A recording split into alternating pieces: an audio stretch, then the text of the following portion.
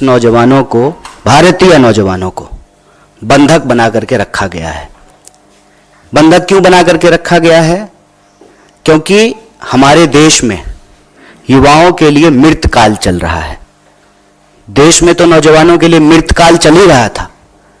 जिन नौजवानों को रोजगार नहीं मिल रहा है, अब विदेशों में भी भारतीय नौजवानों के लिए मृतकाल शुरू हो गया है। रोजगार के बड़े बड़े दावे किए गए। सरकार ने कहा कि हम हर साल 2 करोड़ नौकरी देंगे। अगर हर साल देश में 2 करोड़ नौकरी दी जाती तो शायद ये स्थिति पैदा नहीं होती। आप जानते हैं कि रूस के पास परमानेंट आर्मी नहीं है, ठेके पर आर्मी है। हमारे देश में भी जो है ठेके पर अग्निपथ योजना लाई गई है, ठेके पे जवानों को बहाल किया जाएगा और वहां पर जबरदस्ती भारतीय नौजवानों को एक तरीके से बंधक बना करके रखा गया है। उसमें से सिविलियन वर्क में गुजरात का एक नौजवान, नोट कीजिएगा, गुजरात मॉडल, गुजरात का एक नौजवान, उसकी दुखद मौत हो गई है। और इस संवेदनशील विषय पर चारों तरफ चुप्पी है। होता है ना कि मोबाइल में एक वाइब्रेशन मोड होता है और एक साइलेंट मोड होता है। तो जब प्रचार की बात आती है, फोटो ऑप का बात आता है, तो प्रचार मंत्री सक्रिय हो जाते हैं, वाइब्रेशन मोड ऑन हो जाता है। और देश से जुड़ा हुआ कोई विषय हो, नौजवान से जुड़ा हुआ कोई विषय हो, तो साइलेंट मोड पे चले जाते हैं। ये कितनी गंभीर विषय है कि देश में अगर देश के नौजवान अपने देश के लिए शहादत दे रहे हैं, जान दे रहे हैं, तो यह बात समझ में आती है कि यह देशभक्ति है, राष्ट्र के लिए जो है आप अपनी जान दे रहे हैं। दूसरे देश की लड़ाई में, दूसरे देश के वार में भारतीय नौजवानों को क्यों जाना पड़ रहा है? इसका एक सीधा संबंध यह है कि हमारे देश में जो नौजवानों के भविष्य के साथ खिलवाड़ किया जा रहा है, जिस तरह से बेरोजगारी का दंश उनको झेलना पड़ रहा है। और आप सब जानते हैं कि पिछले 10 साल में बेरोजगारी दर लगभग दोगुनी हो गई है। 45 साल में देश के इतिहास में इतनी बेरोजगारी कभी नहीं थी। लाखों पद केंद्रीय विभागों में खाली हैं और सरकारी जो क्षेत्र हैं, राज्य सरकार के अधीन जो आते हैं, उसकी तो हालत आप सब देख ही रहे हैं कि क्या हो रहा है। जब हमारी भारत जोड़ो न्याय यात्रा उत्तर प्रदेश से गुजर रही थी, तो इलाहाबाद विश्वविद्यालय का एक नौजवान आया और कहा, भैया जितना इस देश में लव लेटर लीक नहीं होता है, उससे ज्यादा उत्तर प्रदेश में क्वेश्चन पेपर लीक हो जाता है। मतलब नौजवानों की स्थिति यह है कि एक तरफ या तो भर्ती नहीं की जाती है, भर्ती की प्रक्रिया शुरू होती है तो प्रश्न पत्र लीक हो जाता है और पूरी की पूरी प्रक्रिया जो है वह न्यायालय के अधीन चली जाती है। और आप भर्ती की प्रक्रिया और उसमें होने वाले प्रश्न पत्र की तो अलग बात है। अभी आज आप लोगों ने देखा होगा कि उत्तर प्रदेश में बोर्ड के पेपर भी लीक हो गए हैं। ये जो देश के नौजवानों के साथ इतना बड़ा अत्याचार हो रहा है, और मैं आप सब लोगों से एक आंकड़ा साझा करना चाहता हूं। अभी से कुछ महीने पहले ही 1 घंटे से कम समय में 1 नौजवान आत्महत्या कर रहे थे देश में। अभी का आंकड़ा यह है कि 1 घंटे से कम समय में 2 नौजवान आत्महत्या कर रहे हैं। मतलब देश में रोजगार नहीं मिलेगा तो देश में आत्महत्या करने की स्थिति है। और रोजगार पाने के उद्देश्य से वॉर जोन में जाकर के, युद्ध क्षेत्र में, दूसरे देश की सेना में जबरदस्ती जो है बंधक बना करके नौकरी करवाने की स्थिति पैदा की गई है। और आप सब लोगों ने यह न्यूज भी शायद देखा होगा, अखबार के किसी कोने में आखिरी पृष्ठ पे होगा कि एक न्यूज और चली थी कि इजराइल में लेबर नहीं मिल रहा है इजराइल को, इसीलिए बहुत सारे माफिया देश में सक्रिय हो गए हैं अलग अलग राज्यों में। और जो हमारे देश के नौजवान हैं उनको एक तरीके से उनकी मजबूरी का फायदा उठा करके, और एक कहावत आप लोगों ने सुना होगा, मरता क्या ना करता, बहला फुसला करके, सपने दिखा करके कि विदेश में आपको नौकरी मिल रही है, देश के नौजवानों के साथ, उनके भविष्य के साथ खिलवाड़ किया जा रहा है। और इसी कड़ी में मैं एक बात और आपको जोड़ दूं, अपने बच्चों को, उनके भविष्य को बेहतर बनाने के लिए सपना देखने वाले जो मां बाप हैं, पेट काट करके अपने बच्चों को पढ़ने के लिए बाहर भेजते हैं। और आए दिन यह खबर सुनने को मिलती है, फिर से अखबार के किसी आखिरी कोने में कि कभी अमेरिका में जो है किसी नौजवान को किसी यूनिवर्सिटी में मार दिया गया है, भारतीय नौजवान को, कभी ऑस्ट्रेलिया में मार दिया गया है, कभी यूरोप के किसी कोने में मार दिया गया है। और इन सब के बीच दावा क्या किया जाता है? विश्व गुरु का। विश्व गुरु नहीं है गुरु, आप पक्का से ना विश्व गुरु हैं और आप इस देश के नौजवानों के भविष्य में जहर घोल रहे हैं। और जिस तरह से देश में और विदेश में भारतीय नौजवानों की जान ली जा रही है, यह अपने आप में बहुत दुखद, चिंताजनक और संवेदनशील बात है। इसीलिए हमारा यह कहना है कि देश में तो नौजवानों के लिए मृतकाल चल ही रहा था, अब विदेश में भी भारतीय नौजवानों के लिए मृतकाल चल रहा है। इसी विषय पे आप सबसे बातचीत के लिए हम साथी यहाँ उपस्थित हुए हैं। आप सब लोगों ने धैर्यपूर्वक अपनी बात सुनी, बहुत बहुत धन्यवाद। और इस संबंध में जो भी आपके प्रश्न होंगे उसका हम यथासंभव उत्तर देने का प्रयास करेंगे। बहुत बहुत धन्यवाद। आपसे अनुरोध है कि इसी इशू पे जो भी प्रश्न है पूछिए, बहुत ज्वलंत मुद्दा है आपके प्रश्न का। रूस में जो आप बता रहे हैं 20 भारतीय नौजवानों को बंधक बनाया हुआ, क्या ये भी कॉन्ट्रैक्ट आर्मी में ही है वहां पर जहां पर बंधक बनाया हुआ? इसमें थोड़ा सा विस्तार से बताइए। देखिए, इसको हम लोग, इसके दो पहलू हैं। पहला तो कोई अपना घर बार छोड़ करके कहीं और काम करने के लिए क्यों जाता है, जब आपको अपने घर बार में रोजगार नहीं मिलता है। जैसे मैं बिहार से हूं सर, हम लोगों को पढ़ने के लिए, इलाज कराने के लिए, हनीमून मनाने के लिए, काम करने के लिए, हर चीज के लिए बाहर जाना पड़ता है। क्यों? क्योंकि हमारे राज्य में अवसर नहीं है। ये सच बात है, वरना अपना घर बार छोड़ करके क्यों आएगा कोई? पंजाब का कोई व्यक्ति तो बिहार में जाकर के धान काट नहीं रहा है, बिहार का ही लोग जाकर के काट रहा है। तो पहला मसला यह है कि अपने देश में इस देश के नौजवानों के लिए रोजगार नहीं है, यह सबसे प्रमुख बात है। दूसरा, फिर मरता क्या ना करता, जो काम मिल जाए सर। यही हमारी यूनिवर्सिटी के पीछे जो है बहुत सारी एम्बेसी है, लोग जो है रात को 2 बजे से लाइन लगाते हैं वीजा लगवाने के लिए। 2 बजे से 8.5 लाख लोगों ने जो है इंडियन पासपोर्ट छोड़ दिया है।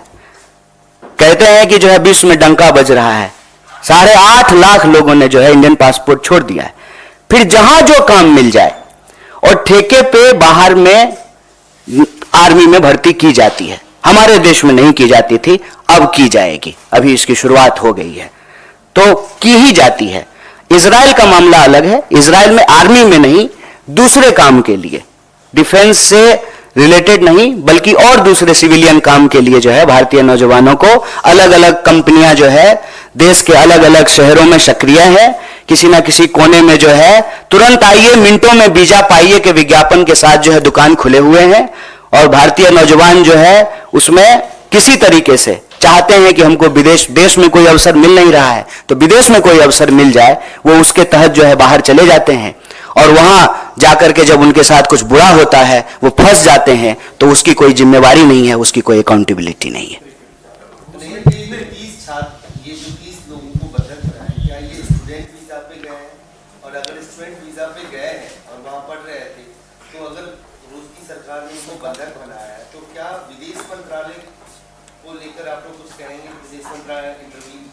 देखिए, अब इस बात का जवाब एक्चुअली हमारे सीनियर जयशंकर जी देते, विदेश मंत्री वो हैं, कि किस वीजा पे ये लोग गए हैं, सरकार का इस पे क्या स्टेटमेंट है।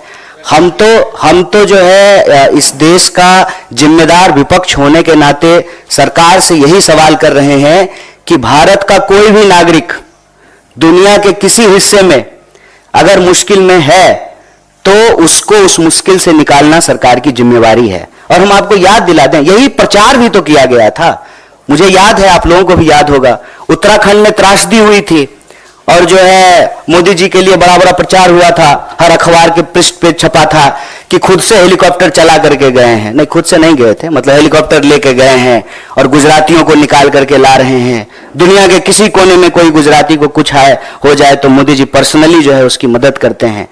तो हम बस उनको याद दिला रहे हैं कि जो है आपका यह गुण कहां है, हम देखना चाहते हैं। हम चाहते हैं कि देश के बाहर जो भारतीय नौजवानों के साथ देश के अंदर जो परिस्थिति है जिसके चलते उनको विदेश जाना पड़ रहा है, तो उनके साथ अगर कुछ बुरा हो रहा है तो सरकार इसकी जिम्मेवारी ले। ये तो सरकार बताए कि कैसे गए हैं, किस माध्यम से गए हैं, स्टूडेंट वीजा पे गए हैं कि वर्क वीजा पे गए हैं कि टूरिस्ट वीजा पे गए हैं, वीजा का कैटेगरी क्या है, H1N1 कौन सा वीजा लेकर के गए हैं, ये तो सरकार बताएगी, हम कैसे बता सकते हैं, हम तो विदेश मंत्री हैं नहीं। बेरोजगारी का आलम यह है कि अब तक की सबसे उच्चतम स्तर पे है। सरकार की तरफ से कल आंकड़ा भी ये सामने आया कि जीडीपी ग्रोथ जो है वो 8.4% हो गई है। क्या कहेंगे आप? 750 लोग जो है वो धन्ना सेठ हो गए हैं, अरबों खरबों में उनकी कमाई हो गई है, और किसान ने आत्महत्या कर लिया है 12,500। इसको कैसे देखते हैं? जीडीपी ग्रोथ हो रहा है, अच्छी बात है, विकास दर बढ़ रहा है, बहुत अच्छी बात है, लेकिन अगर बेरोजगारी दर बढ़ रहा है तो चिंता की बात है, महंगाई बढ़ रही है तो चिंता की बात है, नौजवानों की आत्महत्या दर बढ़ रही है तो चिंता की बात है, महिलाओं के ऊपर होने वाले अपराध अगर बढ़ रहे हैं तो चिंता की बात है, मजदूरों को अगर मजदूरी नहीं मिल रही है, ये अपना ही पैसा, आपका अपना पैसा, आपकी कमाई का एक हिस्सा काट करके सरकार के खाते में आपने जमा किया है, और जब बेटी का शादी है, मकान बनाना है, बच्चा को पढ़ाना है, कहीं एडमिशन लेना है, तो पीएफ का पैसा निकालने के लिए जा रहे हैं तो पैसा नहीं निकल रहा है। तो हम कह रहे हैं कि जो अच्छी चीज है वो अच्छी चीज है, जीडीपी बढ़ गया, बहुत बढ़िया बात है। हम बार बार यही सवाल पूछते हैं ना कि 5 ट्रिलियन की इकोनॉमी हो गई, शानदार, सुंदर, लेकिन 5 ट्रिलियन की इकोनॉमी हो गई तो ये 80 करोड़ लोग कौन है जो 5 किलो अनाज लेने के लिए खड़े हैं? तो धन कहां जा रहा है, किसके पास जा रहा है? आंकड़ा उठा करके देखिए, जीडीपी तो बढ़ रहा है, लेकिन हमारा जनरेशन जो है इतिहास में सबसे गरीब जनरेशन है, कोई एसेट्स नहीं खरीद पा रहा है, अगर कोई एसेट खरीद रहा है तो ईएमआई पे खरीद रहा है। तो ये जीडीपी ग्रोथ किसका है वो देखने की बात है ना, और इसमें कोई अंतर्विरोधी बात तो है नहीं, ये तो और अच्छी बात है। तब तो सरकार अब ये बहाना नहीं लगाएगी कि हमारे पास पैसा नहीं है, तब तो हम कह सकते हैं ना कि जीडीपी ग्रोथ अगर 7.5% हो गया है तो फिर वो जो मांग है इस देश के विद्यार्थियों का कि शिक्षा पर जो खर्चा हो बजट का 10वां हिस्सा हो, तो 10वां हिस्सा बजट का आप एजुकेशन पे खर्च करने लगी, लेकिन आपको मालूम है कि इस बार के बजट में जो है एजुकेशन के ऊपर कटौती की गई है। तो पैसा अगर पैदा हो रहा है इकोनॉमी में तो जा किसके पास रहा है? ये बेरोजगारी क्यों बढ़ रही है, किसानों की आमदनी क्यों नहीं दुगनी हो रही है, एमएसपी क्यों नहीं मिल रहा है? और आप सब पत्रकार साथी एक बात याद दिला दूं, लाडली का कितना प्रचार किए थे लाडला ने, लाडली कहां है? लाडली में पैसा मिलना बंद हो गया है।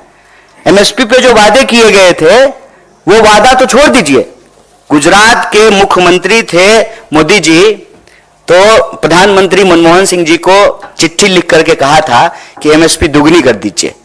अब तो मनमोहन सिंह जी प्रधानमंत्री हैं नहीं, गुजरात के मुख्यमंत्री देश के प्रधानमंत्री बन गए हैं, तो एमएसपी क्यों नहीं लागू कर दे रहे हैं, उसको कानूनी दर्जा क्यों नहीं दे रहे हैं? इसीलिए जो है किसान आंदोलन कर रहे हैं।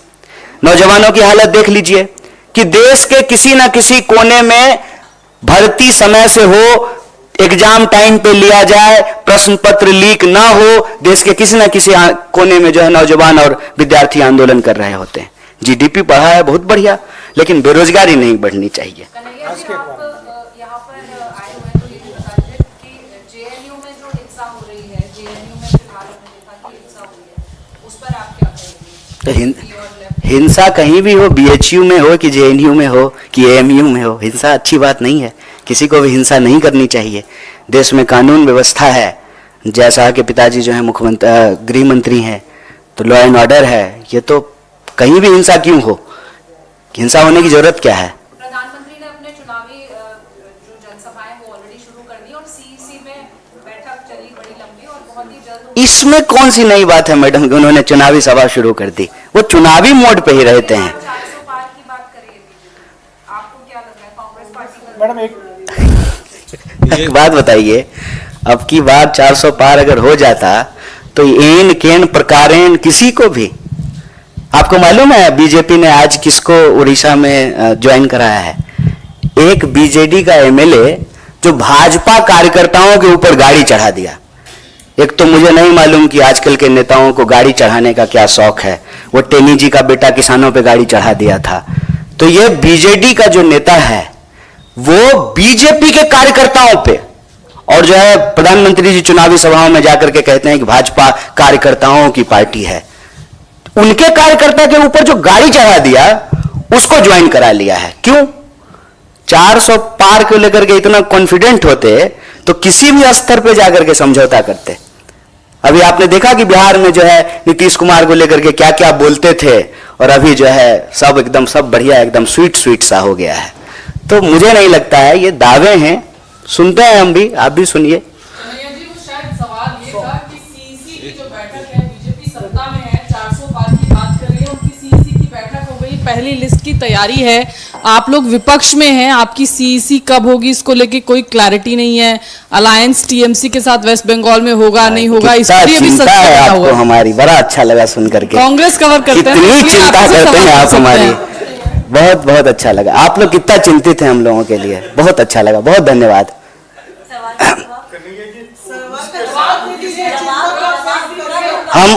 हम ये प्रेस कॉन्फ्रेंस एक बहुत ही गंभीर और संवेदनशील विषय पे है।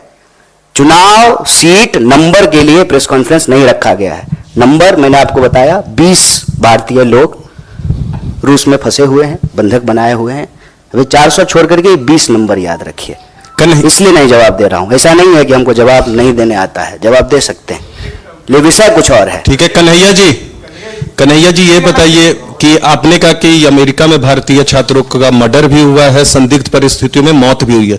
ये जितने भी हाल के महीनों में मर्डर या संदिग्ध परिस्थितियों में मौत हुआ है, इसके पीछे विपक्ष के नाते आप कोई साजिश देख रहे हैं, फाउल प्ले देख रहे हैं? दूसरा सवाल है कि मोदी आपके क्षेत्र में जा रहे हैं कल, आप पिछले बार वहां से लोकसभा का चुनाव लड़े थे, इस बार कांग्रेस की टिकट पे बेगूसराय से लड़ेंगे आप? ये विषय अभी आज का नहीं है प्रेस वार्ता का।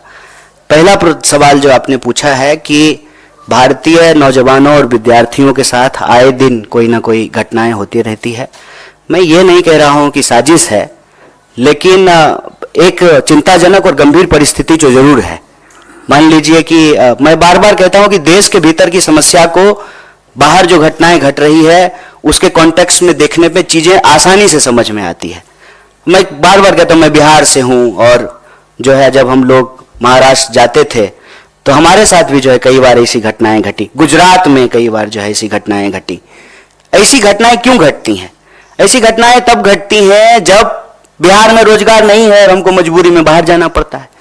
वैसे ही भारत में अगर रोजगार की स्थिति होती तो भारतीय नौजवानों को बाहर नहीं जाना पड़ता। पहली बात तो ये।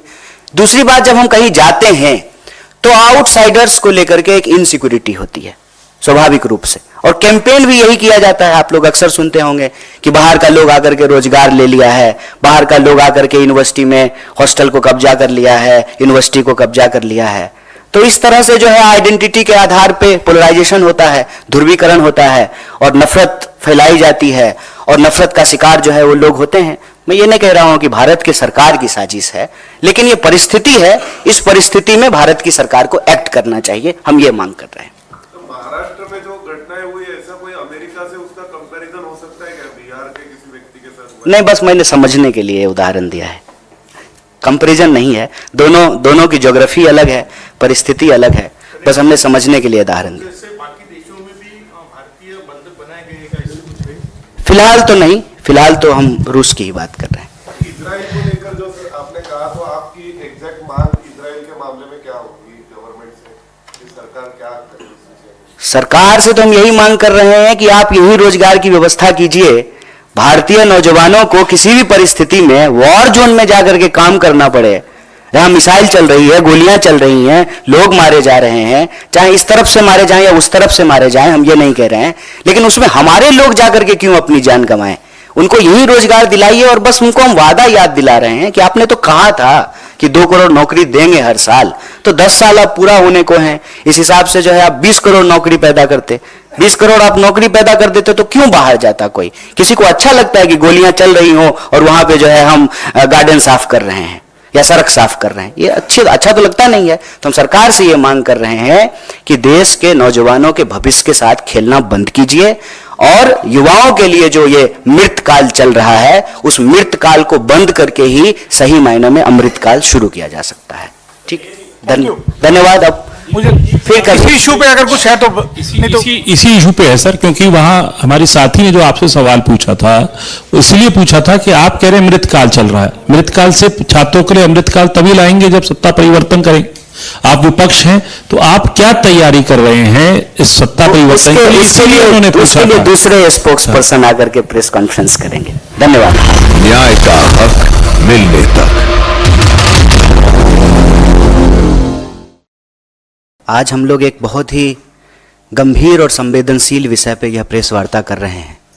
आप में से बहुत सारे साथियों को यह जानकारी मिली होगी कि रूस में 20 नौजवानों को, भारतीय नौजवानों को बंधक बना करके रखा गया है। बंधक क्यों बना करके रखा गया है? क्योंकि हमारे देश में युवाओं के लिए मृतकाल चल रहा है। देश में तो नौजवानों के लिए मृतकाल चल ही रहा था।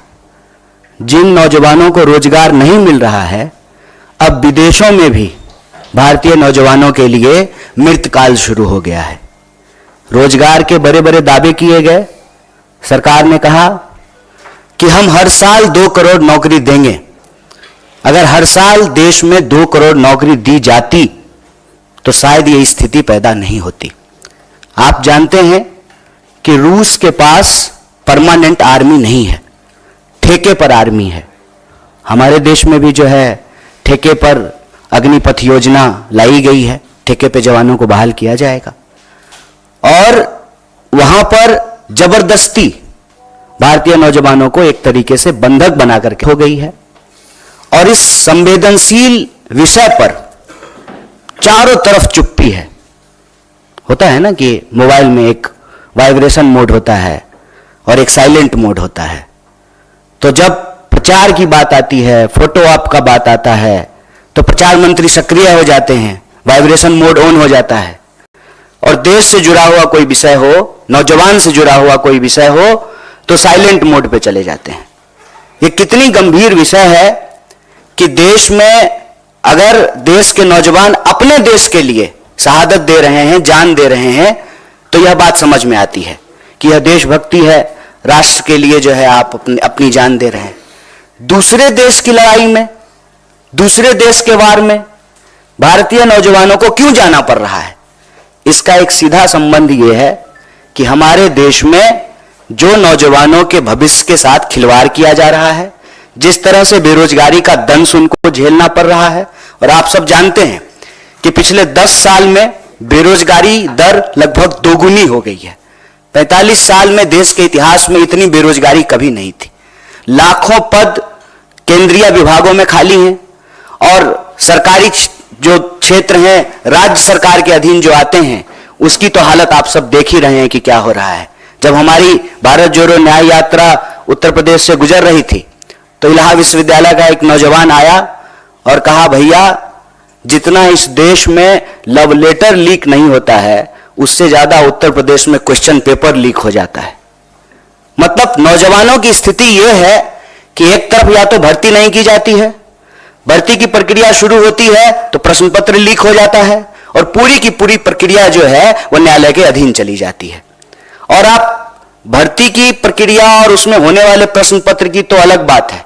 अभी आज आप लोगों ने देखा होगा कि उत्तर प्रदेश में बोर्ड के पेपर भी लीक हो गए हैं। ये जो देश के नौजवानों के साथ इतना बड़ा अत्याचार हो रहा है, और मैं आप सब लोगों से एक आंकड़ा साझा करना चाहता हूं। अभी से कुछ महीने पहले ही 1 घंटे से कम समय में 1 नौजवान आत्महत्या कर रहे थे देश में। अभी का आंकड़ा यह है कि 1 घंटे से कम समय में 2 नौजवान आत्महत्या कर रहे हैं।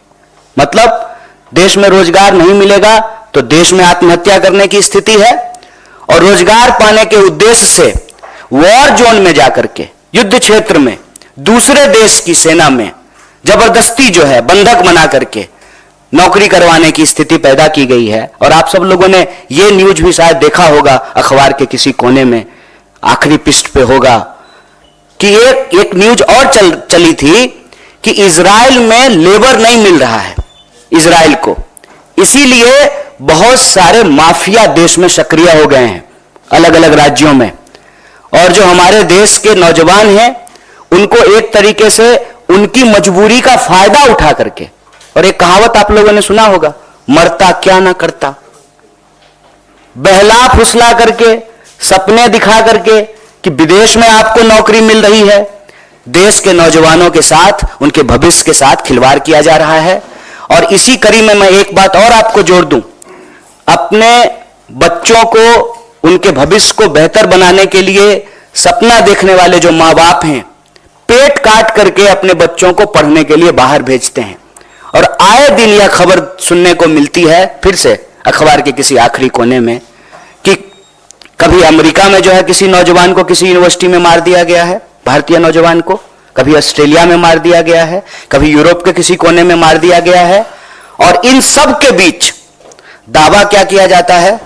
विश्व गुरु का। विश्व गुरु नहीं है गुरु, आप पक्का से ना विश्व गुरु हैं, और आप इस देश के नौजवानों के भविष्य में जहर घोल रहे हैं। और जिस तरह से देश में और विदेश में भारतीय नौजवानों की जान ली जा रही है, यह अपने आप में बहुत दुखद, चिंताजनक और संवेदनशील बात है। इसीलिए हमारा यह कहना है कि देश में तो नौजवानों के लिए मृतकाल चल ही रहा था, अब विदेश में भी भारतीय नौजवानों के लिए मृतकाल चल रहा है। इसी विषय पे आप सबसे बातचीत के लिए हम साथी यहाँ उपस्थित हुए हैं। आप सब लोगों ने धैर्यपूर्वक अपनी बात सुनी, बहुत बहुत धन्यवाद। और इस संबंध में जो भी आपके प्रश्न होंगे उसका हम यथासंभव उत्तर देने का प्रयास करेंगे। बहुत बहुत धन्यवाद। आपसे अनुरोध है कि इस इशू पे जो भी प्रश्न है पूछिए, बहुत ज्वलंत मुद्दा है आपके प्रश्न का। रूस में जो आप बता रहे हैं 20 भारतीय नौजवानों को बंधक बनाया हुआ, क्या ये भी कॉन्ट्रैक्ट आर्मी में ही है वहां पर जहां पर बंधक बनाए हुए? इसमें थोड़ा सा विस्तार से बताइए। देखिए, इसको हम लोग, इसके दो पहलू हैं। पहला तो कोई अपना घर बार छोड़ करके कहीं और काम करने के लिए क्यों जाता है, जब आपको अपने घर बार में रोजगार नहीं मिलता है। जैसे मैं बिहार से हूं सर, हम लोगों को पढ़ने के लिए, इलाज कराने के लिए, हनीमून मनाने के लिए, काम करने के लिए, हर चीज के लिए बाहर जाना पड़ता है। क्यों? क्योंकि हमारे राज्य में अवसर नहीं है। ये सच बात है, वरना अपना घर बार छोड़ करके क्यों आएगा कोई? पंजाब का कोई व्यक्ति तो बिहार में जाकर के धान काट नहीं रहा है, बिहार का ही लोग जाकर के काट रहा है। तो पहला मसला यह है कि अपने देश में, इस देश के नौजवानों के लिए रोजगार नहीं है।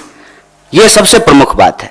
दूसरा, फिर मरता क्या ना करता, जो काम मिल जाए सर। यही हमारी यूनिवर्सिटी के पीछे जो है बहुत सारी एम्बेसी है, लोग जो है रात को 2 बजे से लाइन लगाते हैं वीजा लगवाने के लिए। 2 बजे से 8.5 लाख लोगों ने जो है इंडियन पासपोर्ट छोड़ दिया है। कहते हैं कि जो है विश्व में डंका बज रहा है। 8.5 लाख लोगों ने जो है इंडियन पासपोर्ट छोड़ दिया है। फिर जहां जो काम मिल जाए, और ठेके पे बाहर में आर्मी में भर्ती की जाती है। हमारे देश में नहीं की जाती थी, अब की जाएगी, अभी इसकी शुरुआत हो गई है, तो की ही जाती है। इजराइल का मामला अलग है, इजराइल में आर्मी में नहीं, दूसरे काम के लिए, डिफेंस से रिलेटेड नहीं बल्कि और दूसरे सिविलियन काम के लिए जो है भारतीय नौजवानों को अलग अलग कंपनियां जो है देश के अलग अलग शहरों में सक्रिय है। किसी ना किसी कोने में जो है तुरंत आइए, मिनटों में वीजा पाइए के विज्ञापन के साथ जो है दुकान खुले हुए हैं। और भारतीय नौजवान जो है उसमें किसी तरीके से चाहते हैं कि हमको देश में कोई अवसर मिल नहीं रहा है, तो विदेश में कोई अवसर मिल जाए, वो उसके तहत जो है बाहर चले जाते हैं। और वहां जाकर के जब उनके साथ कुछ बुरा होता है, वो फंस जाते हैं, तो उसकी कोई जिम्मेवारी नहीं है, उसकी कोई अकाउंटेबिलिटी नहीं है। ये जो 30 लोगों को बंधक बनाए, क्या ये स्टूडेंट वीजा पे गए हैं? और अगर स्टूडेंट वीजा पे गए हैं और वहां पढ़ रहे थे, तो अगर रूस की सरकार ने इनको बंधक बनाया है, तो क्या विदेश मंत्रालय को लेकर आप लोग कुछ कहेंगे? विदेश मंत्रालय इंटरव्यू करे? देखिए, अब इस बात का जवाब एक्चुअली हमारे सीनियर जयशंकर जी देते, विदेश मंत्री वो हैं, कि किस वीजा पे ये लोग गए हैं, सरकार का इस पे क्या स्टेटमेंट है।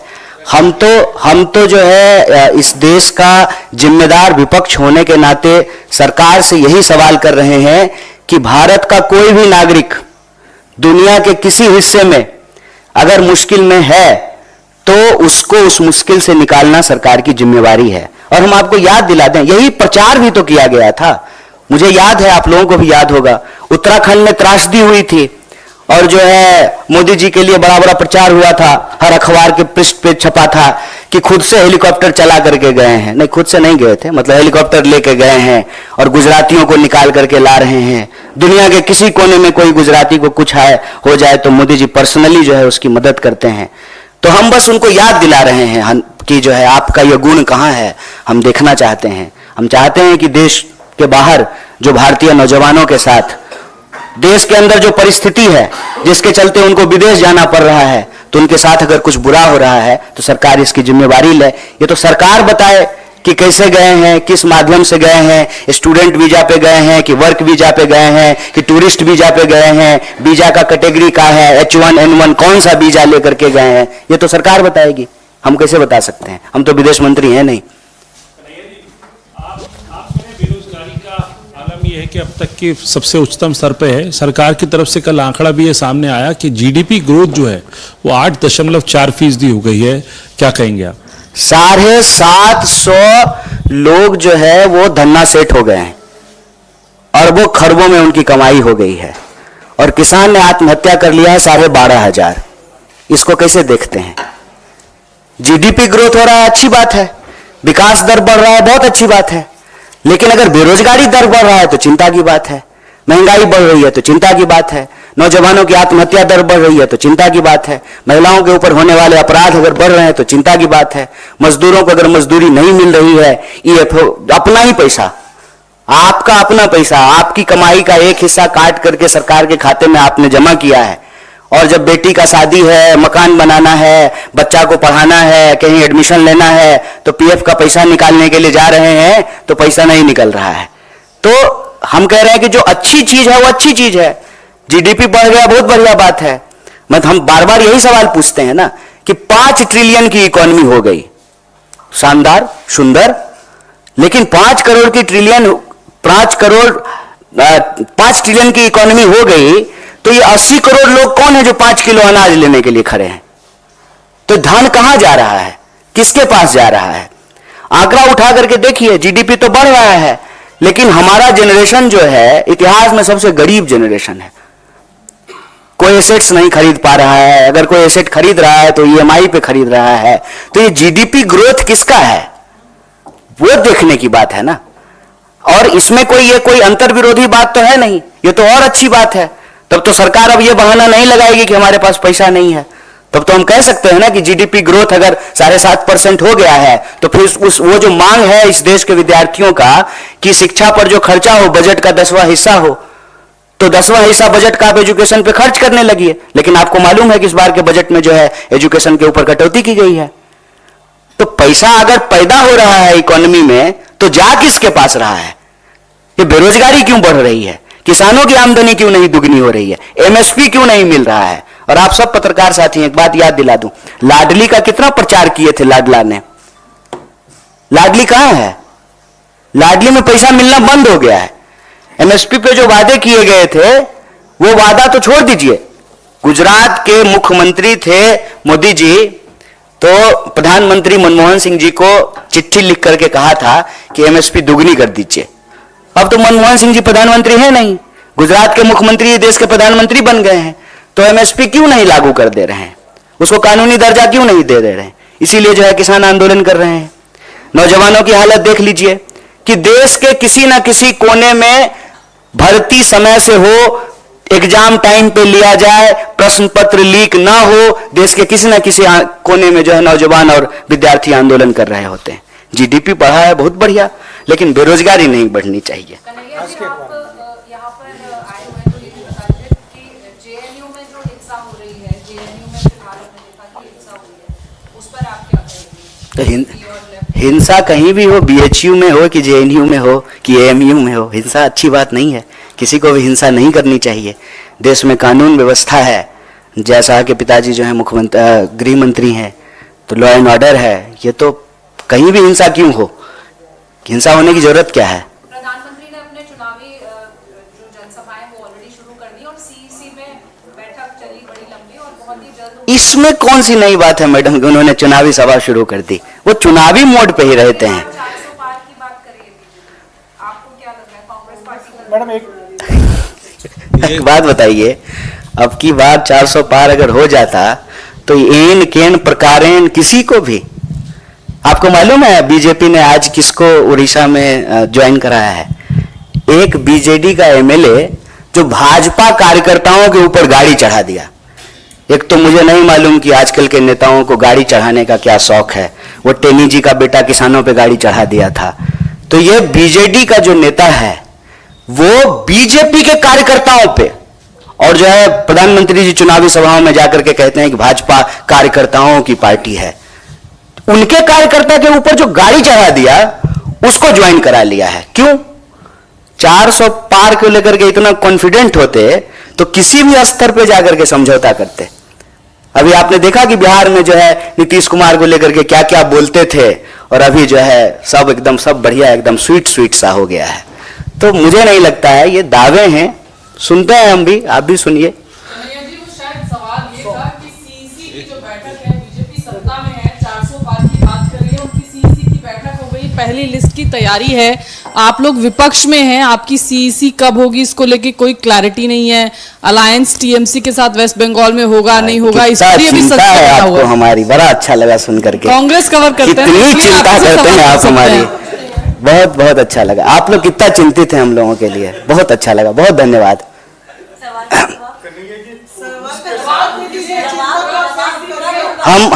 हम ये प्रेस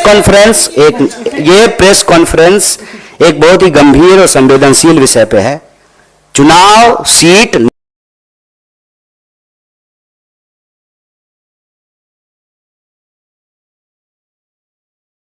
प्रेस कॉन्फ्रेंस नहीं रखा गया है। नंबर मैंने आपको बताया, 20 भारतीय लोग रूस में फंसे हुए हैं, बंधक बनाए हुए हैं।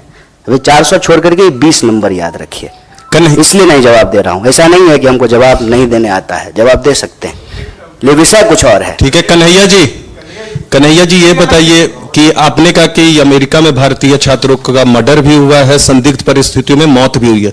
ये जितने भी हाल के महीनों में मर्डर या संदिग्ध परिस्थितियों में मौत हुआ है, इसके पीछे विपक्ष के नाते आप कोई साजिश देख रहे हैं, फाउल प्ले देख रहे हैं? दूसरा सवाल है कि मोदी आपके क्षेत्र में जा रहे हैं कल, आप पिछले बार वहां से लोकसभा का चुनाव लड़े थे, इस बार कांग्रेस की टिकट पे बेगूसराय से लड़ेंगे आप? ये विषय अभी आज का नहीं है प्रेस वार्ता का।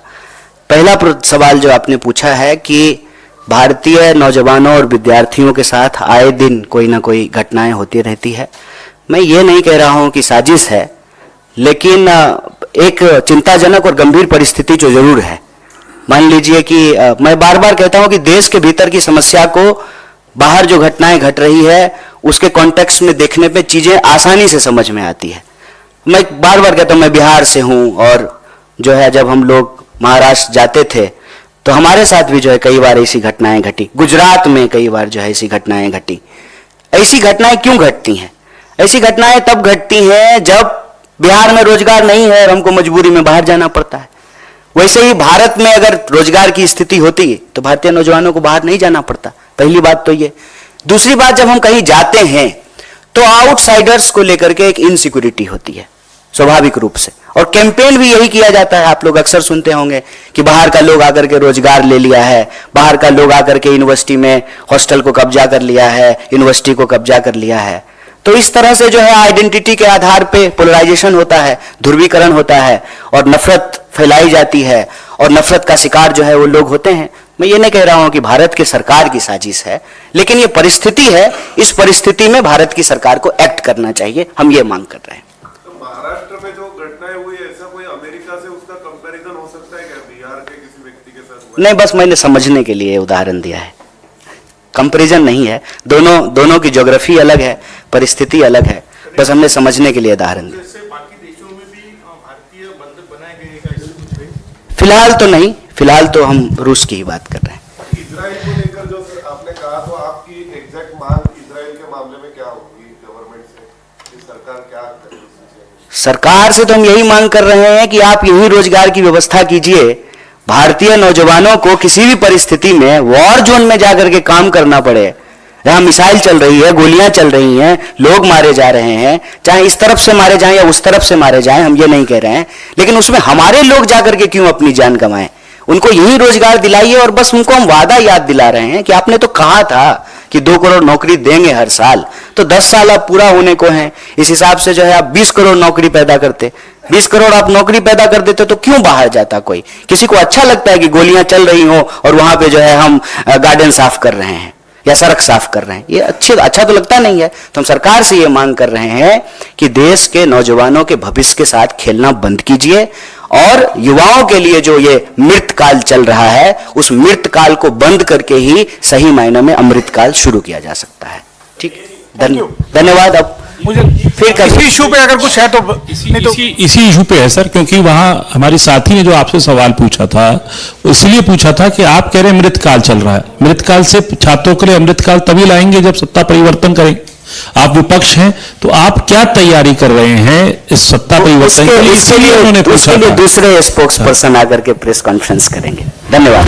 न्याय का हक मिलने तक।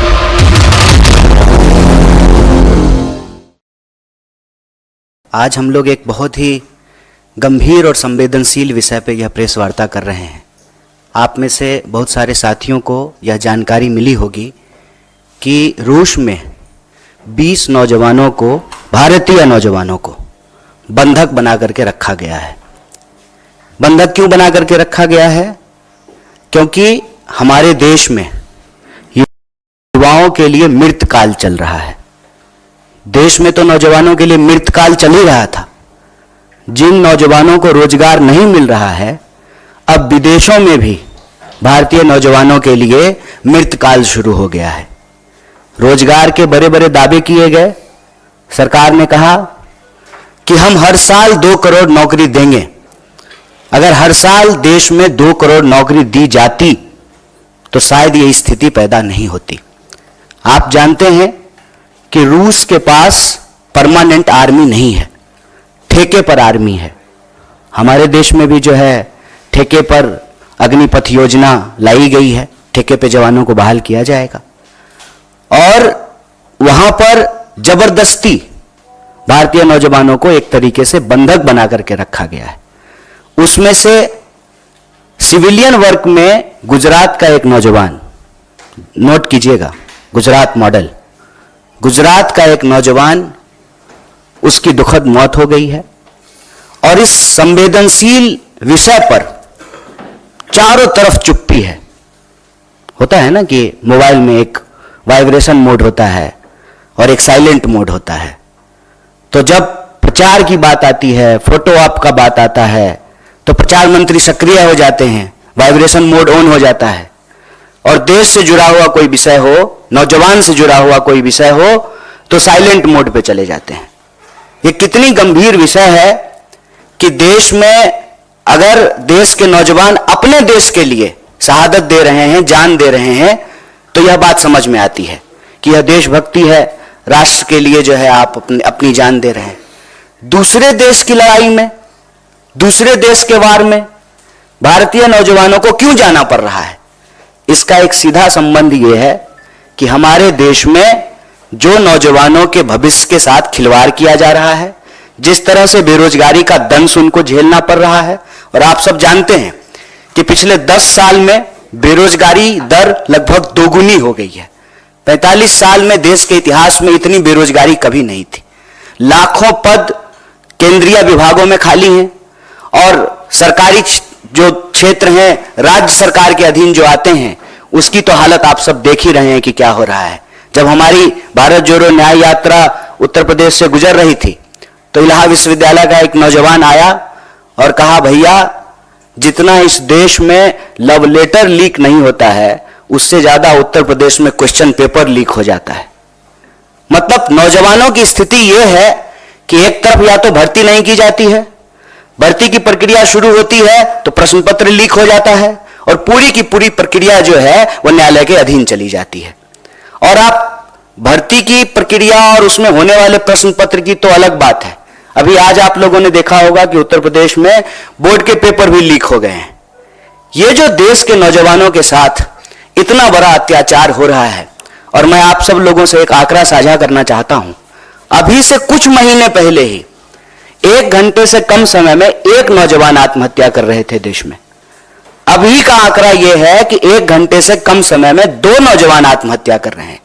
मतलब देश में रोजगार नहीं मिलेगा तो देश में आत्महत्या करने की स्थिति है, और रोजगार पाने के उद्देश्य से वॉर जोन में जाकर के, युद्ध क्षेत्र में दूसरे देश की सेना में जबरदस्ती जो है बंधक बना करके नौकरी करवाने की स्थिति पैदा की गई है। और आप सब लोगों ने यह न्यूज भी शायद देखा होगा, अखबार के किसी कोने में आखिरी पृष्ठ पे होगा कि एक न्यूज और चली थी कि इजराइल में लेबर नहीं मिल रहा है इजराइल को, इसीलिए बहुत सारे माफिया देश में सक्रिय हो गए हैं अलग अलग राज्यों में, और जो हमारे देश के नौजवान हैं उनको एक तरीके से उनकी मजबूरी का फायदा उठा करके, और एक कहावत आप लोगों ने सुना होगा, मरता क्या ना करता, बहला फुसला करके, सपने दिखा करके कि विदेश में आपको नौकरी मिल रही है, देश के नौजवानों के साथ, उनके भविष्य के साथ खिलवाड़ किया जा रहा है।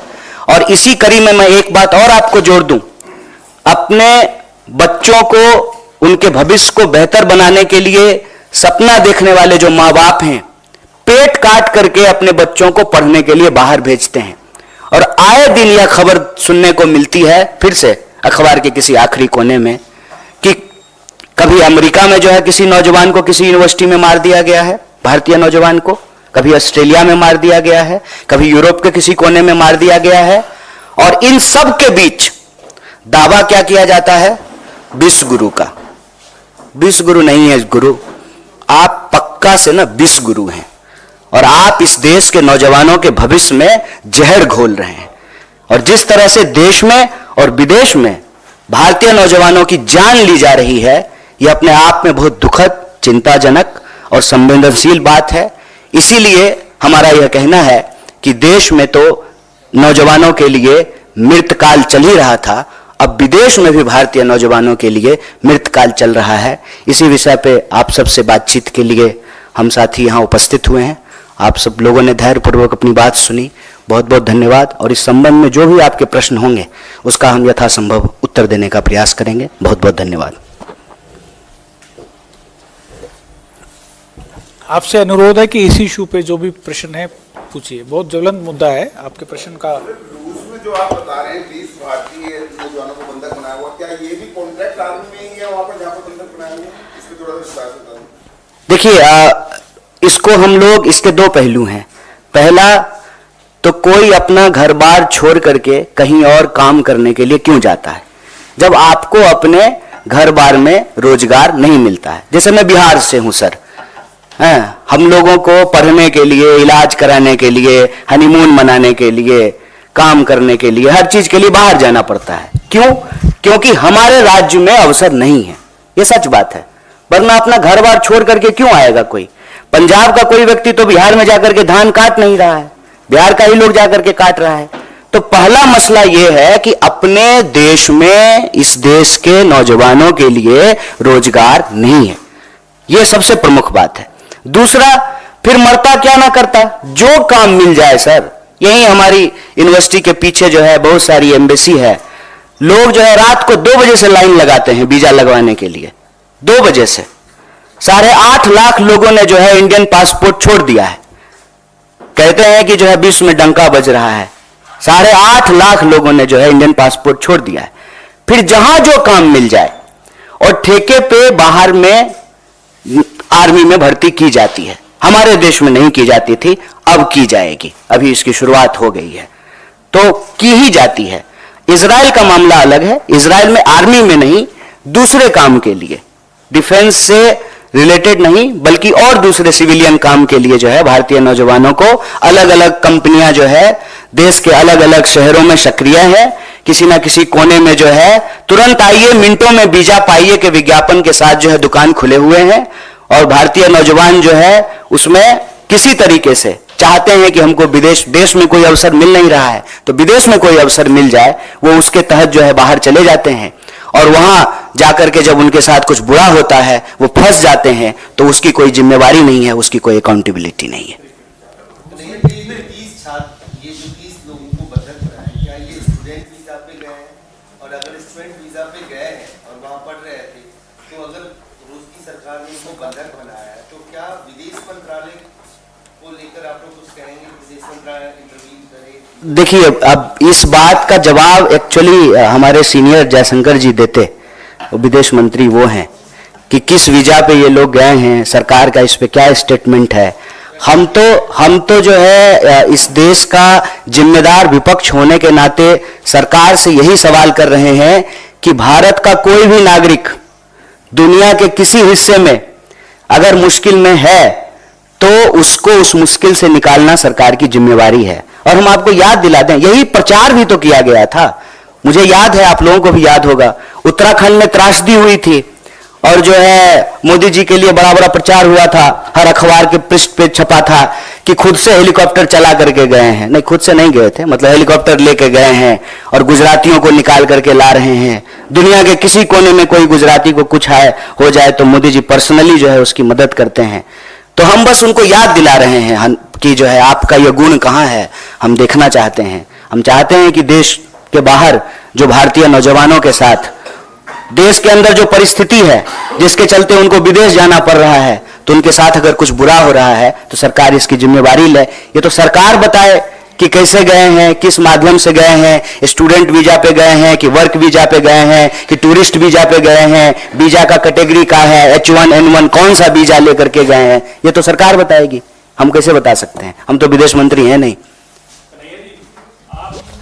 बेरोजगारी का आलम यह है कि अब तक की सबसे उच्चतम स्तर पे है। सरकार की तरफ से कल आंकड़ा भी ये सामने आया कि जीडीपी ग्रोथ जो है वो 8.4% हो गई है, क्या कहेंगे आप?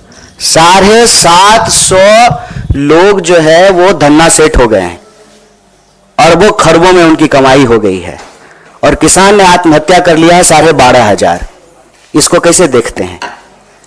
जीडीपी ग्रोथ हो रहा है, अच्छी बात है, विकास दर बढ़ रहा है, बहुत अच्छी बात है, लेकिन अगर बेरोजगारी दर बढ़ रहा है तो चिंता की बात है, महंगाई बढ़ रही है तो चिंता की बात है, नौजवानों की आत्महत्या दर बढ़ रही है तो चिंता की बात है, महिलाओं के ऊपर होने वाले अपराध अगर बढ़ रहे हैं तो चिंता की बात है, मजदूरों को अगर मजदूरी नहीं मिल रही है, ये अपना ही पैसा, आपका अपना पैसा, आपकी कमाई का एक हिस्सा काट करके सरकार के खाते में आपने जमा किया है, और जब बेटी का शादी है, मकान बनाना है, बच्चा को पढ़ाना है, कहीं एडमिशन लेना है, तो पीएफ का पैसा निकालने के लिए जा रहे हैं तो पैसा नहीं निकल रहा है। तो हम कह रहे हैं कि जो अच्छी चीज है वो अच्छी चीज है, जीडीपी बढ़ गया, बहुत बढ़िया बात है। मतलब हम बार बार यही सवाल पूछते हैं ना कि 5 ट्रिलियन की इकोनॉमी हो गई, शानदार, सुंदर, लेकिन 5 ट्रिलियन की इकोनॉमी हो गई तो ये 80 करोड़ लोग कौन है जो 5 किलो अनाज लेने के लिए खड़े हैं? तो धन कहां जा रहा है, किसके पास जा रहा है? आंकड़ा उठा करके देखिए, जीडीपी तो बढ़ रहा है, लेकिन हमारा जनरेशन जो है इतिहास में सबसे गरीब जनरेशन है, कोई एसेट्स नहीं खरीद पा रहा है, अगर कोई एसेट खरीद रहा है तो ईएमआई पे खरीद रहा है। तो ये जीडीपी ग्रोथ किसका है वो देखने की बात है ना, और इसमें कोई अंतर विरोधी बात तो है नहीं, ये तो और अच्छी बात है। तब तो सरकार अब ये बहाना नहीं लगाएगी कि हमारे पास पैसा नहीं है, तब तो हम कह सकते हैं ना कि जीडीपी ग्रोथ अगर 7.5% हो गया है तो फिर वो जो मांग है इस देश के विद्यार्थियों का कि शिक्षा पर जो खर्चा हो बजट का 10वां हिस्सा हो, तो 10वां हिस्सा बजट का आप एजुकेशन पे खर्च करने लगी है। लेकिन आपको मालूम है कि इस बार के बजट में जो है एजुकेशन के ऊपर कटौती की गई है। तो पैसा अगर पैदा हो रहा है इकोनॉमी में तो जा किसके पास रहा है? ये बेरोजगारी क्यों बढ़ रही है, किसानों की आमदनी क्यों नहीं दुगनी हो रही है, एमएसपी क्यों नहीं मिल रहा है? और आप सब पत्रकार साथी एक बात याद दिला दूं, लाडली का कितना प्रचार किए थे लाडला ने, लाडली कहां है? लाडली में पैसा मिलना बंद हो गया है। एमएसपी पे जो वादे किए गए थे वो वादा तो छोड़ दीजिए, गुजरात के मुख्यमंत्री थे मोदी जी, तो प्रधानमंत्री मनमोहन सिंह जी को चिट्ठी लिख करके कहा था कि एमएसपी दुगनी कर दीजिए।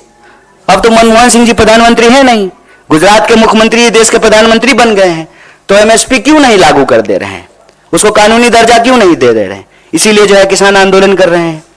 नौजवानों की हालत देख लीजिए कि देश के किसी ना किसी कोने में भर्ती समय से हो, एग्जाम टाइम पे लिया जाए, प्रश्न पत्र लीक ना हो, देश के किसी ना किसी कोने में जो है नौजवान और विद्यार्थी आंदोलन कर रहे होते हैं। जीडीपी बढ़ा है, बहुत बढ़िया, लेकिन बेरोजगारी नहीं बढ़नी चाहिए। कन्हैया जी, आप यहाँ पर आए हुए हैं तो ये भी बता दीजिए कि जेएनयू में जो हिंसा हो रही है, जेएनयू में फिलहाल हमने देखा कि हिंसा हुई है, उस पर आप क्या कहेंगे? तो हिंसा कहीं भी हो, बीएचयू में हो कि जेएनयू में हो कि एएमयू में हो, हिंसा अच्छी बात नहीं है। किसी को भी हिंसा नहीं करनी चाहिए। देश में कानून व्यवस्था है, जैसा कि पिताजी जो है मुख्यमंत्री गृह मंत्री हैं, तो लॉ एंड ऑर्डर है। ये तो कहीं भी हिंसा क्यों हो, हिंसा होने की जरूरत क्या है? प्रधानमंत्री ने अपने चुनावी जो जनसभाएं वो ऑलरेडी शुरू कर दी और सीईसी में बैठक चली बड़ी लंबी और बहुत ही जल्द। इसमें कौन सी नई बात है मैडम कि उन्होंने चुनावी सभा शुरू कर दी? वो चुनावी मोड पे ही रहते हैं। 400 पार की बात करिए, आपको क्या लग रहा है कांग्रेस पार्टी? मैडम एक बात बताइए, अब की बार 400 पार अगर हो जाता तो एन केन प्रकारेण किसी को भी, आपको मालूम है बीजेपी ने आज किसको उड़ीसा में ज्वाइन कराया है? एक बीजेडी का एमएलए जो भाजपा कार्यकर्ताओं के ऊपर गाड़ी चढ़ा दिया। एक तो मुझे नहीं मालूम कि आजकल के नेताओं को गाड़ी चढ़ाने का क्या शौक है। वो टेनी जी का बेटा किसानों पे गाड़ी चढ़ा दिया था। तो ये बीजेडी का जो नेता है वो बीजेपी के कार्यकर्ताओं पे, और जो है प्रधानमंत्री जी चुनावी सभाओं में जाकर के कहते हैं कि भाजपा कार्यकर्ताओं की पार्टी है। उनके कार्यकर्ता के ऊपर जो गाड़ी चढ़ा दिया उसको ज्वाइन करा लिया है। क्यों? 400 पार को लेकर के इतना कॉन्फिडेंट होते तो किसी भी स्तर पे जाकर के समझौता करते। अभी आपने देखा कि बिहार में जो है नीतीश कुमार को लेकर के क्या क्या बोलते थे, और अभी जो है सब एकदम सब बढ़िया एकदम स्वीट स्वीट सा हो गया है। तो मुझे नहीं लगता है, ये दावे हैं, सुनते हैं हम भी, आप भी सुनिए। कन्हैया जी, वो शायद सवाल ये था कि सीईसी की जो बैठक है, बीजेपी सत्ता में है, 400 पार की बात कर रही है, उनकी सीईसी की बैठक हो गई, पहली लिस्ट की तैयारी है, आप लोग विपक्ष में हैं, आपकी सीईसी कब होगी इसको लेके कोई क्लैरिटी नहीं है। अलायंस टीएमसी के साथ वेस्ट बंगाल में होगा नहीं होगा, इसके लिए भी चिंता है आपको हमारी, बड़ा अच्छा लगा सुन करके। कांग्रेस कवर करते हैं, कितनी चिंता करते हैं आप हमारी, बहुत बहुत अच्छा लगा। आप लोग कितना चिंतित हैं हम लोगों के लिए, बहुत अच्छा लगा, बहुत धन्यवाद।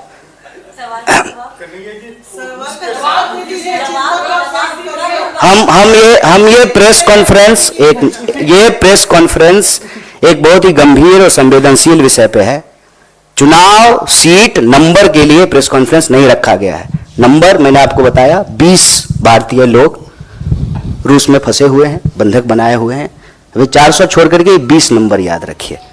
इसलिए नहीं जवाब दे रहा हूं, ऐसा नहीं है कि हमको जवाब नहीं देने आता है, जवाब दे सकते हैं, लेकिन विषय कुछ और है। ठीक है कन्हैया जी ये बताइए कि आपने कहा कि अमेरिका में भारतीय छात्रों का मर्डर भी हुआ है, संदिग्ध परिस्थितियों में मौत भी हुई है। ये जितने भी हाल के महीनों में मर्डर या संदिग्ध परिस्थितियों में मौत हुआ है, इसके पीछे विपक्ष के नाते आप कोई साजिश देख रहे हैं, फाउल प्ले देख रहे हैं? दूसरा सवाल है कि मोदी आपके क्षेत्र में जा रहे हैं कल, आप पिछले बार वहां से लोकसभा का चुनाव लड़े थे, इस बार कांग्रेस की टिकट पे बेगूसराय से लड़ेंगे आप? ये विषय अभी आज का नहीं है प्रेस वार्ता का। पहला सवाल जो आपने पूछा है कि भारतीय नौजवानों और विद्यार्थियों के साथ आए दिन कोई ना कोई घटनाएं होती रहती है।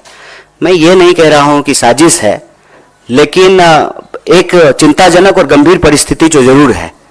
मान लीजिए कि मैं बार बार कहता हूं कि देश के भीतर की समस्या को बाहर जो घटनाएं घट रही है उसके कॉन्टेक्स्ट में देखने पे चीजें आसानी से समझ में आती है। मैं बार बार कहता हूं, मैं बिहार से हूं, और जो है जब हम लोग महाराष्ट्र जाते थे तो हमारे साथ भी जो है कई बार ऐसी घटनाएं घटी, गुजरात में कई बार जो है ऐसी घटनाएं घटी। ऐसी घटनाएं क्यों घटती हैं? ऐसी घटनाएं तब घटती हैं जब बिहार में रोजगार नहीं है और हमको मजबूरी में बाहर जाना पड़ता है। वैसे ही भारत में अगर रोजगार की स्थिति होती तो भारतीय नौजवानों को बाहर नहीं जाना पड़ता। पहली बात तो ये।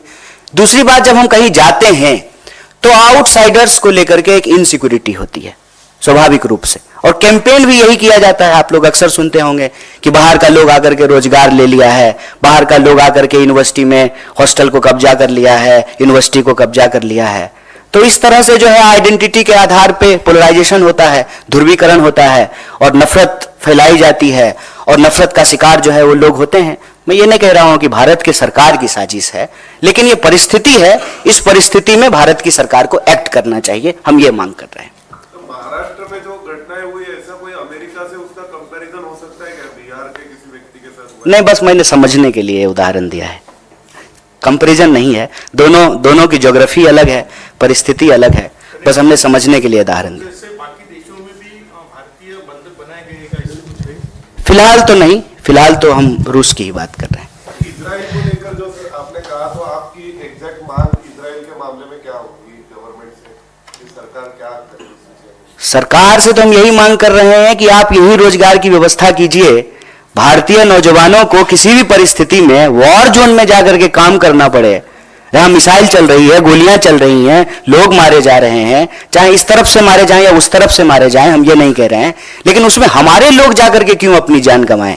उनको यही रोजगार दिलाइए और बस उनको हम वादा याद दिला रहे हैं कि आपने तो कहा था कि 2 करोड़ नौकरी देंगे हर साल, तो 10 साल अब पूरा होने को हैं। इस हिसाब से जो है आप 20 करोड़ नौकरी पैदा करते, 20 करोड़ आप नौकरी पैदा कर देते तो क्यों बाहर जाता कोई? किसी को अच्छा लगता है कि गोलियां चल रही हो और वहां पे जो है हम गार्डन साफ कर रहे हैं या सड़क साफ कर रहे हैं? ये अच्छा तो लगता नहीं है। तो हम सरकार से ये मांग कर रहे हैं कि देश के नौजवानों के भविष्य के साथ खेलना बंद कीजिए और युवाओं के लिए जो ये मृत काल चल रहा है, उस मृत काल को बंद करके ही सही मायने में अमृत काल शुरू किया जा सकता है।